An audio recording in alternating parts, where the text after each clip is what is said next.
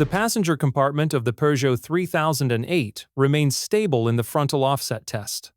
Dummy readings indicated good protection of the knees and femurs of both the driver and the front seat passenger. Peugeot showed that a similar level of protection would be provided to occupants of different sizes and to those sitting in different positions. Analysis of the deceleration of the impact trolley during the test and analysis of the deformable barrier after the test revealed that the Peugeot would be a moderately benign impact partner in a frontal collision. In the full-width rigid barrier test,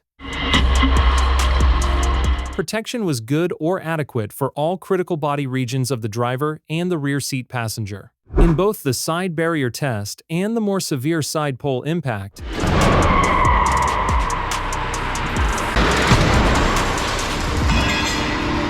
good protection was provided to all critical body areas, and the car scored maximum points in this part of the assessment. Control of excursion. The extent to which a body is thrown to the other side of the vehicle when it is hit from the far side was found to be marginal. The Peugeot 3008 does not have a countermeasure to mitigate against occupant-to-occupant injuries in such impacts. Tests on the front seats and head restraints demonstrated good protection against whiplash injuries in the event of a rear-end collision.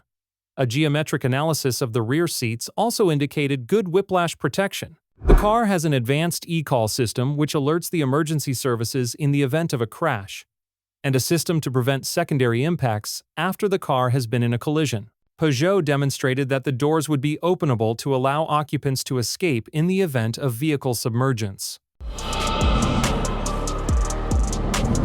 In both the frontal offset and the side barrier tests, protection was good for all critical body areas for both child dummies, and the Peugeot 3008 scored maximum points in this part of the assessment. The front passenger airbag can be disabled to allow a rearward-facing child restraint to be used in that seating position. Clear information is provided to the driver regarding the status of the airbag, and the system was rewarded. The Peugeot 3008 has no child presence detection, a system which can alert others if children have been left in the car. All of the child restraint types for which the Peugeot is designed could be properly installed and accommodated in the car. Protection of the head of a struck pedestrian or cyclist was largely good or adequate, with poor results recorded on the stiff windscreen pillars and at the base and top of the screen. Protection of the pelvis was good at all test locations. Protection of the femur was good at all test locations, while that of the knee and tibia was also good at all test locations. The autonomous emergency braking system of the Peugeot 3008 responds to vulnerable road users such as pedestrians and cyclists, as well as to other vehicles. In tests of its response to pedestrians, the system performed adequately. The system performed well in tests of its reaction to cyclists, and its response to motorcyclists was also good.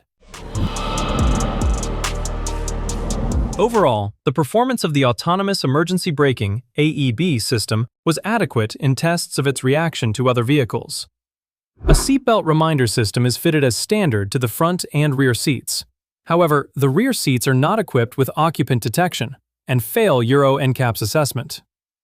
The car has an indirect driver status monitoring system as standard, detecting driver fatigue but not distraction. The lane support system gently corrects the vehicle's path if it is drifting out of lane, and also intervenes in some more critical situations.